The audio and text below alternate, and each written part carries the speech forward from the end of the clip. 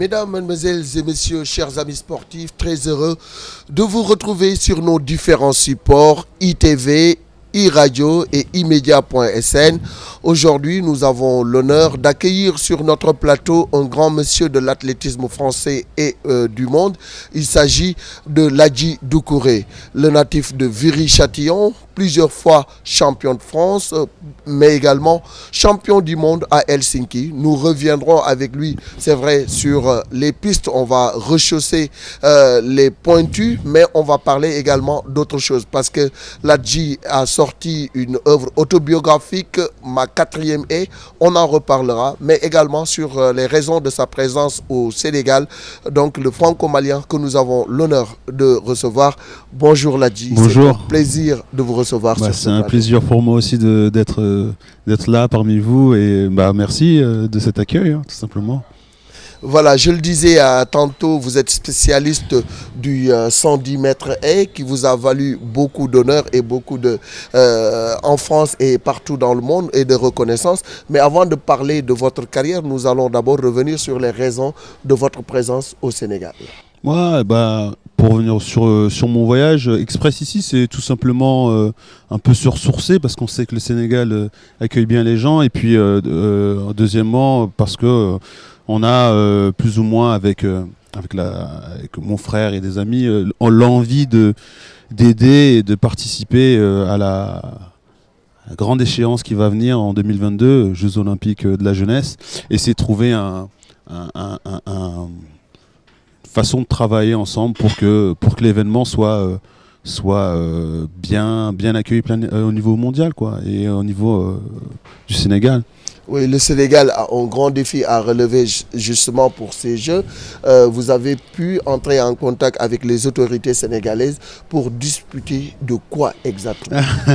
Après, ça reste plus ou moins en interne parce que c'est des idées, c'est un projet qui se lance, c'est dans un peu moins de 3 ans, donc ça va arriver très vite. Après, le but de cette rencontre-là, c'était de plus ou moins clarifier les choses dans le sens où j'ai vraiment envie de faire quelque chose pour le Sénégal, pour les sportifs et puis aussi pour les gens qui seront là autour, qui vont se greffer, que ce soit les bénévoles et tout. Et voilà, donc on s'est mis d'accord sur ce genre de sujet. Et puis maintenant, on va effectuer des travaux pour peaufiner la chose et que quand l'événement arrivera, il y aura aussi un héritage derrière et que ce ne soit pas juste un one-shot, quoi. Le but, c'était de ça. Donc, je ne vais pas m'étaler là-dessus, mais en gros, les grands axes, c'était autour de ça. Au Sénégal, nous aussi, nous avons notre fierté, El Hadji Amadou Diaba, Ami Mbacké Thiam, entre autres. Est-ce que vous avez pu entrer en contact avec ces icônes de l'athlétisme sénégalais? J'ai la chance de les connaître. Donc le pont s'est fait déjà avant. Je les rencontre quand ils passent sur Paris ou quand je viens ici. Donc à chaque fois, quand je les ai vus, ils me disaient reviens, viens nous aider, reviens, et on a besoin de toi, comme moi j'ai besoin d'eux, comme j'ai eu besoin d'eux. Et aujourd'hui, voilà, le but c'est de synchroniser toutes ces envies pour que le Sénégal accueille bien cette échéance et que le Sénégal profite de ça pour que derrière on soit bien lancé, on va dire. Vous avez certainement beaucoup échangé avec les autorités. Pensez-vous que le Sénégal soit en mesure de relever ce grand défi olympique? Et pourquoi pas? C'est juste ça en fait. C'est même pas. En fait, la question, moi, je préfère la retourner en disant mais pourquoi pas? Pourquoi le Sénégal pourrait pas? Si, ils ont ce qu'il faut. Les infrastructures sont en place, vont être rénovées. Il y a en plus un bel aéroport qui vient d'être mis en place. Il y a le potentiel physique pour les athlètes. Il y a le potentiel de l'accueil parce que c'est quand même un pays qui tourne depuis très longtemps au niveau du tourisme. Ils sont capables d'accueillir pas forcément que des Africains, donc le monde entier. Il y a la jeunesse qui est en mouvement. Et pourquoi pas tout synchroniser pour que ça fasse un bon événement. Donc maintenant, il y a les Jeux de la jeunesse qui sont là, ils sont capables de faire tout ça. Alors le Sénégal est capable de faire tout ça. On va maintenant revenir sur vous, Ladji. Il n'était pas peut-être prédestiné pour vous de faire une carrière d'athlète. Alors, comment ça a pu se passer pour que vous deveniez un athlète de haut niveau? Parce qu'on sait avec l'éducation que vous avez reçue, peut-être les parents auraient aimé voir Ladji sur une autre planète. Je sais pas. Après, c'est venu parce que voilà, j'aime le sport. J'ai grandi avec des personnes qui faisaient du sport autour de moi ouais, j'aurais voulu faire du foot. Ah, j'aurais voulu faire du foot. Maintenant, je suis tombé dans l'athlétisme. J'étais fan de Jules Bancandé à l'époque, paix à son âme. Et puis je suis passé à l'athlétisme et je dirais que j'ai la chance d'avoir fait une belle carrière. C'est vrai que quand je regarde aujourd'hui ce que j'ai pu accomplir, je suis un peu déçu parce que ouais, j'ai eu la chance de faire 3 Jeux Olympiques. J'ai pas une médaille olympique. On parle beaucoup de blessures, mais j'ai plein de copains, plein d'adversaires aussi, qui sont aussi des copains, qui n'ont pas eu la chance de gagner certaines courses. Donc je me dis que c'est pas mal quand même. Donc pas prédestiné à faire ce sport-là, mais au final j'ai eu la chance de faire ça et grâce à ça je suis là aujourd'hui à pouvoir discuter avec vous. Donc je me dis c'était pas mal quand même. Les regrets, nous en parlerons peut-être après, mais bon, il y a eu de grosses satisfactions dans votre carrière. Surtout, 2005 aura été une année charnière pour vous, où vous avez accompli beaucoup de merveilles. Déjà champion du monde à Helsinki, ensuite dans le relais 4 fois 100 mètres également, vous apportez l'or avec vos coéquipiers pour la France. Cette année aussi en salle, en 60 mètres, vous êtes champion. C'était pas évident. Alors cette année-là, qu'est-ce qui a pu vous pousser à réaliser toutes ces performances? Après, c'est vrai que c'est l'année où je me suis le moins blessé. Je ne peux pas dire que je ne me suis pas blessé. C'est l'année où je me suis moins blessé. J'ai pris beaucoup plus d'expérience par rapport aux années qui ont précédé. Mais 2005, quand on regarde ça, l'année 2005, c'est pas forcément l'année où j'ai été le plus fort physiquement. C'est pas ma meilleure année physique. Ma meilleure année physique, je dirais que c'est 2004. Par contre, ce qui s'est passé en 2003 au championnat du monde à Paris, plus ce qui s'est passé aux Jeux Olympiques à Athènes en 2004, ont construit le résultat d'Helsinki en 2005. Donc oui, ça restera la meilleure année parce que c'est quand même 2 titres au championnat du monde et un titre au championnat d'Europe, des records personnels, mais physiquement, c'était pas forcément ma meilleure année et voilà, c'est l'histoire qui fait ça. Les années se suivent, se ressemblent pas, mais peuvent créer certaines choses après. Donc voilà, c'est pour revenir un peu et pour faire le parallèle avec 2022, les Jeux de la jeunesse, on construit pas un événement l'année de l'événement. Ça se construit petit à petit. Voilà, 2005, ça s'est fait petit à petit depuis 2000. C'est l'année de la consécration, mais voilà. Le travail en amont a pu se faire avec votre club, mais aussi avec des encadreurs. Vous avez certainement dû faire beaucoup de sacrifices pour arriver à ce niveau de performance. Ah là là, sacrifices. Ouais. Après, pour les gens lambda, c'est des sacrifices. On va mettre ce mot-là, ça s'appelle sacrifice. Mais sacrifice, le mot il est trop dur, je dirais, parce que je dirais des concessions. Je dirais plus des concessions. Sacrifice, c'est un peu trop. Tu donnes, mais avec beaucoup de regrets. Ouais. Je regrette pas parce que j'ai eu la chance de faire ça. Donc je dirais que c'est des concessions. C'est beaucoup plus facile. Des privations, des concessions, je dirais. Ouais. C'est beaucoup plus facile à faire, de faire le pas, de se dire ok, je fais abstraction à ça pour pouvoir arriver à ça. Si c'est des sacrifices, c'est que déjà tu regrettes de laisser certaines choses. Non, faut pas. Je parle de sacrifice en termes de souffrance endurée, parce qu'il faut souffrir pour sourire. Voilà, là, il faut souffrir, hein, mais je dirais que je préfère le mot concession dans le sens où voilà, j'ai dû travailler dur, m'entraîner dur, moins voir certains amis, la famille, des choses comme ça, pour pouvoir comme on dit, kiffer après. J'ai eu la chance de kiffer, donc je ne peux pas dire que c'était des sacrifices. Oui, ça a été dur. J'ai fait des concessions et regardez, grâce à ça, merci de d'avoir accepté mes choix. Et aujourd'hui, je suis content, quoi. Donc Ouais, ça n'a pas été facile, c'est vrai. Et du coup, vous entrez dans l'histoire parce que vous êtes le deuxième Français après Diagana à réaliser une telle performance. Alors certainement, le regard des autres a commencé à changer sur la Jiu Corée à partir de ce moment. Il a commencé à changer un peu avant, parce qu'au niveau du grand public, je commençais à être connu, sauf que j'étais celui qui aurait dû ou celui qui a failli. Donc c'était pas forcément une tâche facile.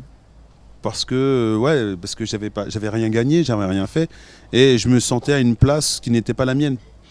Après 2005, c'était un peu plus facile, mais ça n'a pas été, c'était pas, je dirais, ma tasse de thé ou ma tasse de narnar, ou je sais pas comment on veut dire.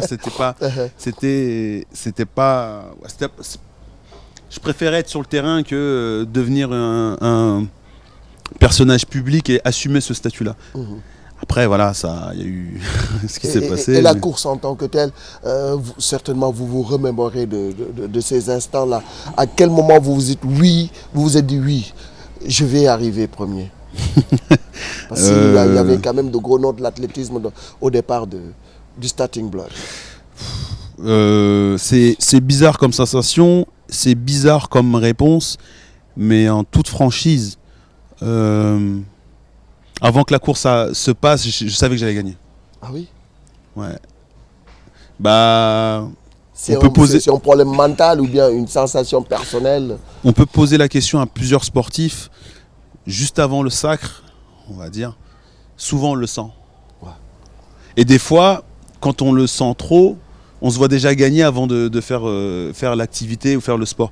Mais il faut savoir se remettre dans la position de l'athlète avant d'être dans la position du champion en faisant le tour d'honneur, par exemple. Ouais. Mais cette sensation-là, elle est venue juste avant, 5 minutes avant... 5-10 minutes avant la course, où je savais que j'allais gagner et que l'adversaire le plus dangereux était moi, et pas les autres. Pas les autres. Je savais que, en gros, que si je partais au coup de feu, je faisais pas de faux départ, j'allais gagner, et que c'était moi mon pire ennemi, tout simplement. La confiance en soi est fondamentale dans ce genre de compétition. Bah ça, il en faut beaucoup. Il en faut beaucoup. Et d'où l'expression le cassé du renard, j'avais sorti ça à l'époque. Ouais. Je me disais qu'on était 8 malins. Il fallait être l'animal sauvage le plus malin sur la ligne d'arrivée pour pouvoir être au-dessus des autres.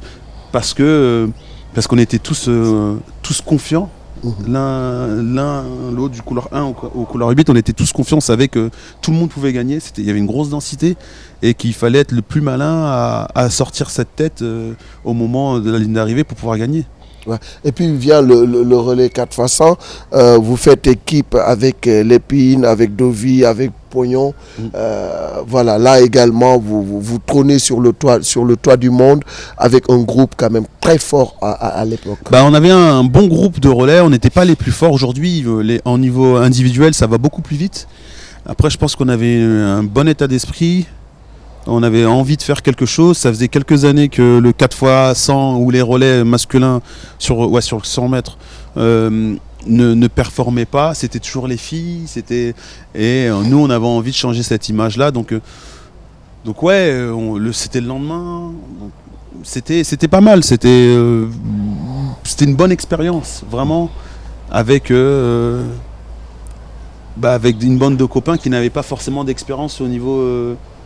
Des grands championnats. J'étais le seul à avoir fait une finale olympique. Ronald, il venait de battre le record de France sur 100 mètres, mais il n'avait jamais fait de finale sur 100 mètres. Et puis derrière, c'était, je ne vais pas dire des challengers, mais des bons, très bons sprinters, mais on n'avait pas d'expérience. Et là, on s'est dit, il faut qu'on fasse pas un braquage, mais qu'on existe au niveau mondial, en se disant, on est la première équipe qui va être championne du monde avec... d'expérience. On a réussi, ça s'est joué à pas grand chose, mais on a réussi. Ouais. Et sur la même lancée, vous devenez également champion d'Europe en salle, mais cette fois-ci sur la distance de 60 mètres. Quelle est la différence entre justement ces deux compétitions? C'est deux disciplines différentes. Pour moi, même si c'est la même c'est la même façon de passer la barrière. Le 60 mètres, moi, j'étais pas un très bon partant. Et je savais qu'il fallait que je progresse dans cette partie de course parce que chaque fois, j'essayais de revenir sur les meilleurs mondiaux, sauf que les meilleurs mondiaux, à un moment, ils t'attendent pas. Donc, j'avais vachement travaillé cette partie de départ, concentration, temps de réaction. Et au final, il fallait... en gros, avec le coach, il fallait que je sois capable d'être champion d'Europe et d'être devant les meilleurs européens, qui étaient plus ou moins aussi les meilleurs mondiaux, pour pouvoir rivaliser avec Chinois Liu Xiang ou les Américains. Et on avait pas mal travaillé, même si c'était pas forcément mon fort, la salle. Et du coup, le fait de devenir après champion d'Europe, ça a construit tout ça, quoi. Tu viens avec beaucoup plus de confiance, tu sais que tu pars vite et que tu es avec les meilleurs, et puis voilà. Et voilà, vous avez aussi la reconnaissance de la patrie, la reconnaissance du monde sportif et même de votre ville natale. Déjà, trophée d'athlète français de l'année en 2005 par vos compères, ça aussi, ça fait chaud au cœur. Ouais, parce que ça reste quand même... voilà, c'est très symbolique quand tu as le trophée du meilleur sportif de l'année. Tu sais que c'est tous les sportifs qui sont mélangés et quand tu as marqué ton année et que tu sais que tu as tous les sportifs qui ont vu ce que tu as fait, ça te touche. Tu te dis, quand même, c'est parce que je suis aussi admiratif des autres sports. Ouais. J'aime beaucoup le foot, j'aime le basket, le rugby et plein d'autres sports, et que tu sais que tes confrères, ou je sais pas comment on peut dire ça, mais ont remarqué ce que tu as fait et ils disent cette année c'est toi qui es champion, donc c'est une grosse reconnaissance. Ouais. Champion des champions par le journal L'Équipe même année également. Ouais, je parlais de tout ça en fait. Ouais. Ouais, de tout ça. Et là tu te dis tu as fait une bonne année. C'est pas mal ce que tu as fait. Ouais, ouais. Et puis la ville d'Asnières-sur-Seine baptise un nom, une rue, je ne sais pas, en votre nom. Si, ça va être là bientôt, à la fin du mois. À la fin du mois. Ça fait 1 an qu'ils ont donné la rue, une piste. On va faire officiellement l'inauguration. C'est touchant parce qu'encore une fois, c'est un privilège. C'est pas tout le monde qui a le droit à ça. Ouais. Avoir un stade, une piste, un bout de gymnase, un gymnase, et là c'est une rue, quoi. C'est quelque chose. Taper de courir, c'est bizarre, quoi. Vraiment, ça fait bizarre. Et puis en 2008, vous publiez une œuvre autobiographique, ma 11e haie. 11e haie. Voilà. Donc vous sortez une œuvre autobiographique, ma 11e haie. C'est la reconversion ou bien c'est un flashback sur votre carrière, c'est quoi au juste? En fait, c'était En fait, ça s'est fait sur 4 ans. C'était raconter une Olympiade au lecteur, essayer de raconter une inside, faire partie un peu de mon quotidien pendant 4 ans. Et après, l'œuvre est sortie pour les Jeux Olympiques, mais c'était entre autres... parler de mon quotidien tout simplement. Donc cette œuvre elle est sortie, c'était bien. Je pense que ça serait sympa que je parle aussi du reste, d'aujourd'hui, comment je suis. Là c'était vraiment sportivement comment ça se passait, mon quotidien, mes compétitions, ma relation avec la presse, les adversaires et tout. Mais j'avais pas forcément vraiment envie de parler de moi. Mais ça me dérangeait pas de parler du sportif. Aujourd'hui, je suis un peu plus âgé, je suis papa. J'ai un peu plus d'assurance, je dirais, mais peut-être que je sortirai une 12e. 12e haie. Comme ça, je reviendrai parler à la 12e haie. Je trouve que c'est encore un privilège, quoi. Quand on te propose de pouvoir sortir un livre. Et ça peut être une source d'inspiration pour les générations futures. Moi, je trouve qu'il faut que les sportifs, quand ils ont fini leur carrière, ils arrivent à renvoyer l'ascenseur. Peu partager, importe partager leurs expériences, parce que c'est vrai qu'on n'est que de passage, mais il faut que ça serve faut que ça serve au progrès, à améliorer la performance, le quotidien, à faire des retours pour que la vie du sportif, en gros, progresse, soit différente pour les prochains, pour l'avenir. Un peu le but du voyage, venir voir l'état sénégalais en disant voilà, j'ai eu la chance de faire les Jeux de la jeunesse quand j'étais plus jeune, les Jeux olympiques, des championnats du monde, plein de choses. Si je peux vous aider sur ça, c'est avec volonté. C'est avec voilà quoi. Et le but c'est de montrer que voilà, on n'est pas que de passage. Voilà. Tu as fait 10 ans de carrière et puis hop, aux archives. Il faut que ça serve à quelque chose. Ouais. Le livre permettra de voyager partout. Beaucoup de gens peut-être vont découvrir ce que vous avez eu à faire, mais votre expérience personnelle, vous la partagez avec la reconversion que vous avez faite? Je suis beaucoup plus à l'aise. Donc c'est bien aussi. Je préfère être sur le terrain. Vous êtes entraîneur? Je suis entraîneur, ouais. Ah oui? Je suis entraîneur sur l'INSEP à Paris et j'essaie d'apporter mon expérience d'athlète et j'apprends aussi à entraîner, j'apprends aussi à transmettre parce que c'est pas parce que tu as été un bon sportif que tu es un bon entraîneur. Ouais. Mais j'apprends à être un bon entraîneur. Pour pouvoir, sur le plan pédagogique, il y a une façon de transmettre. Voilà, il y a ça. Et j'apprends et j'ai envie parce que je trouve que c'est intéressant pour le futur. Vous l'avez dit tantôt, vous aimez le football, vous êtes supporter de Paris Saint-Germain, si je ne m'abuse. Oui. Vous aimez beaucoup Paris. Des fois, on me dit un peu trop. Moi, je suis supporter du PSG et c'est pas des années faciles aujourd'hui, mais bon, on est champion de France encore. Champion de France, mais ce qui reste au Paris Saint-Germain, c'est peut-être la conquête de l'Europe. Il y a eu un gros investissement dans le recrutement, mais les résultats ne suivent pas au plan européen. Là aussi, c'est une grosse frustration aussi bien pour les joueurs, les dirigeants, que les fans que vous êtes. Ouais, je dirais, ouais, je suis d'accord. En tant que fan, on attend le titre de champion d'Europe, avec des champions, d'être plus régulier, être à la hauteur des grands clubs européens. On n'en a pas encore un parce qu'il manque ce titre-là. Et puis surtout sur la manière de combattre, de jouer. Si on veut être un grand, il faut que le club fasse peur. Aujourd'hui, on a l'impression que peut-être que là, c'est le fan qui parle. Hein. Ouais.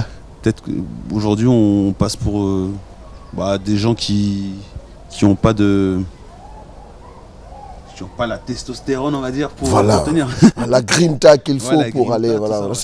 Donc c'est frustrant, mais maintenant, quand je reviens en tant que sportif, je sais que ça ne se construit pas comme ça. C'est pas parce qu'il y a les moyens que les résultats suivent immédiatement. C'est pas comme ça. Il faut travailler. Par contre, il faut que tout le monde travaille dans le même sens. Vous avez même un cousin footballeur, Doucouré, qui est à Watford, je crois. Ouais. Lui également, vous auriez aimé peut-être qu'il joue pour le Paris Saint-Germain. Après, ouais, c'est plus facile du coup. Quand je supporte tout le monde, tout le monde est dans la même case, mais il fait sa carrière, il progresse. Un jour, peut-être, il sera vraiment appelé au Paris Saint-Germain. Ça fait quand même, ça fait 5-6 ans qu'il a approché, mais il a peut-être pas encore le profil. Après, là, maintenant, il a 25 ans, donc. Voilà, là il se porte bien à Watford, il a envie de changer de club. Ça se passera peut-être autre part. Il sera peut-être champion de la Ligue des Champions avant PSG, je sais pas. Parlons de la CAN pour peut-être aller très rapidement. Certainement vous avez une équipe. La CAN, c'est un problème à la maison. S'il y en a qui supportent le Mali, d'autres le Sénégal. C'est un problème, on dira, entre papa et maman, mais au final, non, c'est bien. Je dirais que personnellement, c'est un avantage. J'ai 2 équipes à supporter. Donc le Sénégal et le Mali. Et s'ils doivent se rencontrer au bout, c'est une chance, je dirais. Alors au Mali, au pays, est-ce que là j'y vais souvent? Est-ce qu'il a des projets aussi pour les jeunes maliens?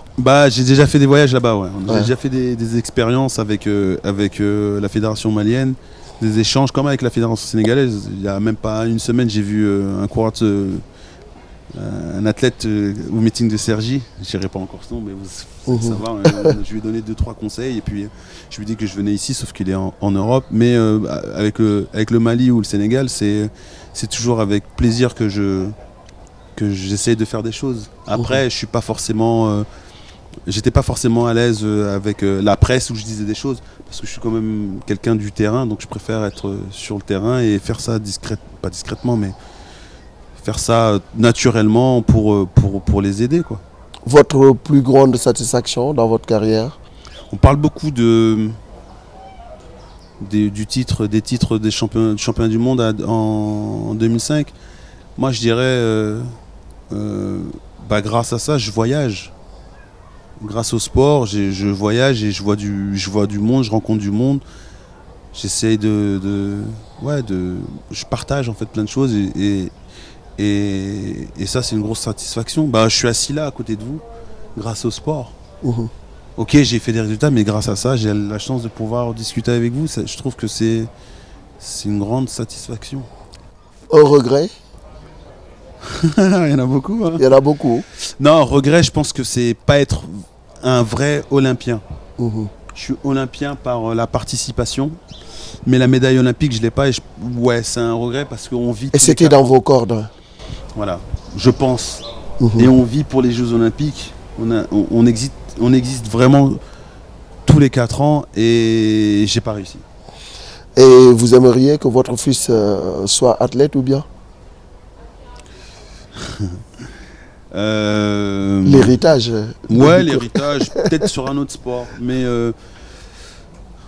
c'est toujours comme ça. Quand tu deviens parent, tu te dis à ton fils, tu ne voudrais pas qu'il fasse ce que tu fais. Généralement, oui. Ouais, généralement. Par contre, tu essaieras de le conseiller pour qu'il s'épanouisse autre part, mais pas dans ce que tu fais. C'est beaucoup de concessions. Alors, on est presque arrivé au terme de cet entretien. Alors, qu'est-ce que je ne vous ai pas demandé que vous auriez aimé partager avec le grand public? Je sais pas. Là, de passer en tant que journaliste, non, je sais pas. Qu'est-ce que vous m'aurez demandé? Est-ce que je suis heureux, tout simplement? Ouais. Est-ce que vous êtes heureux maintenant, aujourd'hui? Tous les jours, j'essaie de me lever en me disant que je suis content. Ouais. Et qu'il faut que tous les jours, je puisse me réveiller le plus longtemps possible en étant content. Et au-delà de ça, vous avez investi dans d'autres domaines quand même pour assurer l'après-carrière. Ah, là, c'est du privé, là. Non, ouais, si. Ouais, Ouais. Mais, comment dire, le voyage ici, il contribue aussi. Ouais. Ça vous donne des idées. L'héritage psychique aussi, c'est pas que physique. C'est bien de travailler avec du monde. Alors ça a été un plaisir de vous recevoir à Ladji. Et puis vous allez certainement revenir au Sénégal pour peaufiner tout ce que vous êtes en train d'entreprendre pour ces Jeux Olympiques de la jeunesse. Dans quelques mois, je pense qu'on va revenir. Alors merci à vous de nous avoir suivis. Ça a été un plaisir également de recevoir ce grand champion Ladji Doucouré. On remercie Pinda, Tala et tous ceux qui ont contribué à ce que cela se réalise. À vous, on vous donne rendez-vous très bientôt sur nos différents supports immédiats pour d'autres champions que nous allons donc interviewer. En tout cas, ça a été un plaisir. Au micro, Malik Chandoum et puis Babacar de l'autre côté. Merci et à très bientôt. Et allez les Lions. Vive le Sénégal.